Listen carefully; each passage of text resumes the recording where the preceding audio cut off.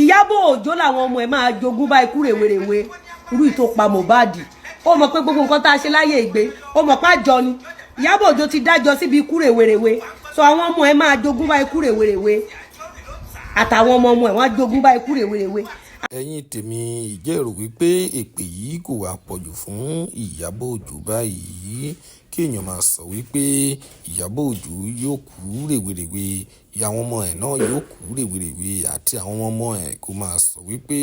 gbogbo wọn á kú rèwerèwe ìjẹ́ èrò pé èyí ò burú jáì èyí ò dá tó Lizzy Anjorin ẹ jọ̀wọ́ ẹ bá wa dín àwọn èpè yìí kù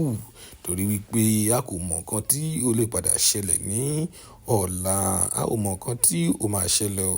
ọ̀la lóyún a ò mọ nǹkan tí ó máa ṣẹlẹ̀ ṣùgbọ́n ọ̀pọ̀rọ̀ kágbọ̀n ẹ̀já gbọ́ nǹkan tí Lizzy Anjorin tí ó tún ní fún wa ní ìrọ̀lẹ́ yìí ó ti yá.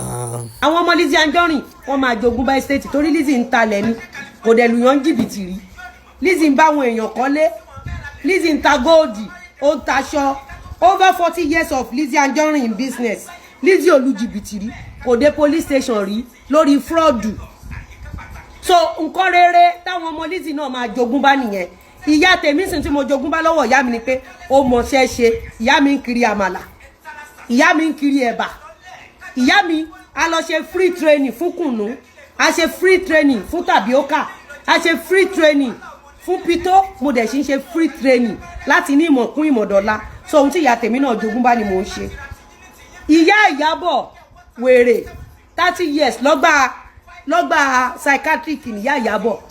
wàá rí pé ìwà wèrè ló kún ọwọ́ Ìyábọ̀ Òjó náà kọ́mọ ọlọ́mọ kú kéèyàn lọ open WhatsApp group tí ó rí pé ìwà olórí burúkú gbáà ni ìwà wèrè ìwà abatẹnijẹ́ gidi ni ẹ̀jẹ̀ ń push narrative ẹ̀jẹ̀ mú bàbá Mohbad ẹ̀jẹ̀ throw ẹ̀ under the truck mo dẹ̀ sọ fún yín tó gbogbo ẹ̀yin abiyamọ tẹ́ ẹ máa fi irú nǹkan tó ṣẹlẹ̀ sí bàbá Mohbad tẹ́ ẹ máa fi gbà á lórí àwọn ọmọ yín ṣé mi ò wọ́ọ̀nù yín pé Gistlover àti Ìyábọ̀ Òjó wọ́n mọ̀ọ́mọ̀ lo bàbá Mohbad fi ṣe material donation ni ṣé mi ò wọ́ọ̀nù yín ẹlẹ́ẹ̀gbọ́ ẹlẹ́fẹ́sìn kú ọmọ ẹ lọ fèsì ẹ̀ ẹlẹ́ẹ̀yà olórí burúkú lẹ́dà ni ẹ lọ fèsì ẹ̀ abẹ́rò pé bàbá Mohbad ó kàn máa jẹ̀yà ẹ kú kò lè jẹ́ kú kò lè jẹ́ kú bàbá Mohbad ò lè jẹ́ kú bẹ́ẹ̀ ni ṣé bẹ́ẹ̀ mi mo kọ́kọ́ pé ẹ̀yin abiyamọ kan tó ti gégùn fún yín lórí yín àti lórí ọmọ yín tí mò ń pè yín pé ẹ̀ bàbá Mohbad wọ́n pè pọ́mọ ẹ̀ kú ni ẹni rá ó lè ní ó wọṣọ ọmọ ẹ̀ ẹni ẹ̀ ń fọmọ ẹ̀ tọrọ bára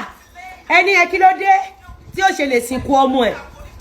ńgbà tí Very Dark Man àti Lizzy Anjorin tán wá mú wa lọ síbi òtítọ́ ìgbà ẹlẹ́fẹ́ wá lọ sìnkú Mohbad àbí mi sọ fún yín ẹ̀yin abiyamọ tẹ́ ẹ mọ social media lò tẹ́ ti gbègún ẹ mọ̀ wípé Very Dark Man àṣírí tó tú sí lọ́wọ́ ẹ mọ̀ mí ní àṣírí tó tú sí Very Dark Man lọ́wọ́ ni ẹ bá mi change aṣọ ìyẹn ọmọ Ọlọ́run irú Lizzy Anjorin ṣó ṣẹ̀yìn ó ṣẹ̀yìn Lizzy ó ṣẹ̀yìn àbí kò ṣẹ̀yìn particularly àbí ọ̀rọ̀ Ìyábọ̀ Òjó tí yẹ ẹ̀yà wèrè kú lẹ́lọ tẹ̀lé kò sí problem ṣé bí wọn náà bímọ wá jẹun ọmọ ká máa wò ṣé mi sọ fún yín báyìí pé Gistlover àti Ìyábọ̀ Òjó pé wọ́n fi bàbá Mohbad búra wọ́n fi rúbọ ni mo sọ bẹ́ẹ̀ àbí mi sọ bẹ́ẹ̀ no guys be sincere did I say so or not I said they sacrificed baba Mohbad that Gistlover and Ìyábọ̀ Òjó intentionally scatter the family for donations I said it or not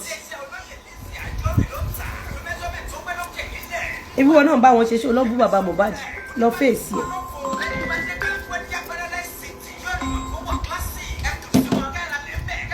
ẹ bàbá mi dáadáa kí lorúkọ ẹ kí lorúkọ ẹ ẹ jẹ́ ká tún gbọ́ ilé ẹ jẹ́ ti ẹ̀ gbélé Bridget oúnjẹ àfikán jẹ́ ń gbádùn ẹ̀ díẹ̀ ká tó máa lọ jẹ́ ń gbádùn ẹ̀ díẹ̀. You are the, I've never seen this. In fact, you are the highest that I've seen. Bridget fọkànbalẹ̀ ó máa kàn ẹ́ mo kàn fẹ́ play video ẹ̀ torí tí n bá máa jáde tán fún ẹ.